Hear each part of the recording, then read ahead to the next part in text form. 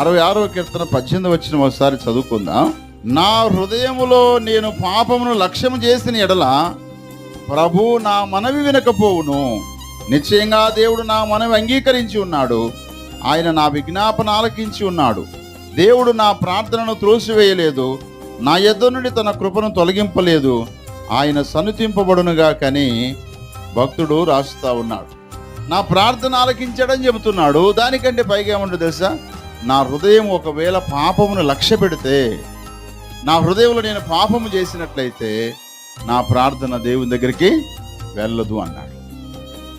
కాబట్టి ప్రియులారా, మన ప్రార్థన దేవుని దగ్గరికి వెళ్ళకపోవడానికి కారణం మనమే. మన చేతులు, మన కాళ్ళు, మన హృదయము, మన కన్నులు, మన ఆలోచనలు, మన తలంపులు దేవుని దగ్గరికి మన ప్రార్థన వెళ్ళకుండా ఆపేస్తాయి.